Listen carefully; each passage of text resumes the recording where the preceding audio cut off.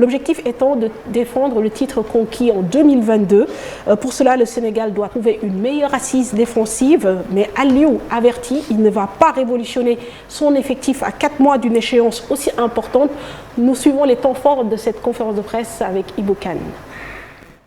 Les jeunes sont en train d'arriver petit à petit, mais avec l'expérience, le vécu, je crois qu'à quelques mois, en tout cas, de la compétition, ils ne peuvent pas faire une révolution.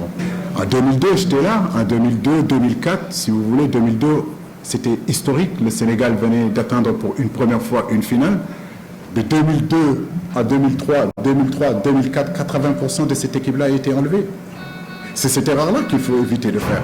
Voilà. Et ça tombe bien, moi j'étais dedans, donc cette expérience-là doit me servir aussi de ne pas faire une révolution à 4 mois d'une compétition très importante. Voilà qui est dit.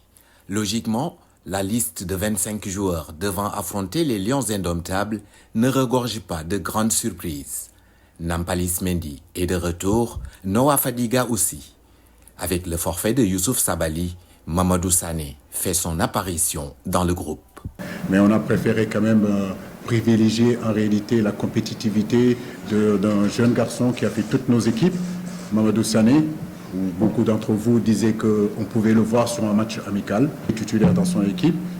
Et on va voir qu'est-ce que ça vaut. Ça ne veut pas dire que forcément il va commencer le match, mais le voir pendant une semaine, 10 jours, ça peut être aussi intéressant. Le match contre un gros d'Afrique, c'est l'occasion de faire de son mieux et de plonger encore plus dans la préparation de la CAN, quitte à retrouver le Cameroun en phase de poule en Côte d'Ivoire.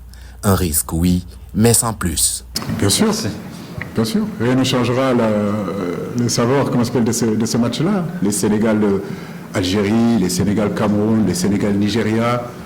Écoutez, ce sont des matchs qui sont très plaisants. Et même s'ils feront partie, peut-être, je n'en sais rien du tout, de notre poule, ce match de lundi prochain sera très important pour les deux équipes au niveau de la préparation. Et déjà, nous jouons face à une grande équipe, un grand d'Afrique, à son sein de grosses individualités. Ça sera un match très important et comme nous, on a toujours l'habitude sur les matchs importants de faire de notre mieux et surtout de faire de très très très bonnes choses. On a l'intention en tout cas sur ce match-là de faire aussi de très bonnes choses. Les adversaires sont avertis, le Sénégal compte faire le back-to-back et conserver son titre africain. Pour cela, il faut absolument retrouver cette assise défensive qui, à la dernière CAN, faisait la force de l'équipe nationale. Et c'est vrai, c'est inquiétant. On est conscient de ça. Notre force, ça a été d'abord notre assise défensive. Je ne parle pas de défenseurs. Comme je dis, c'est important de savoir qu'on est un membre. En réalité, on est ensemble. Et pour bien défendre, ce n'est pas seulement un problème individuel. Ça peut être un problème individuel, mais c'est surtout tout un système défensif où les comportements et les attitudes doivent changer. Notre force, en réalité, à un moment donné, ça a été quand on n'était pas en possession de la balle.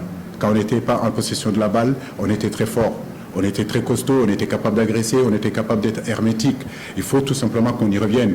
C'est vrai que c'est un chantier et on va conscientiser encore davantage nos joueurs dans ce domaine-là, à éviter, si vous voulez, de prendre ces buts. Mais tous les buts qu'on prend, en réalité, c'est des buts qu'on peut éviter. À Lens, le travail a déjà démarré avec un regroupement entamé ce dimanche en France.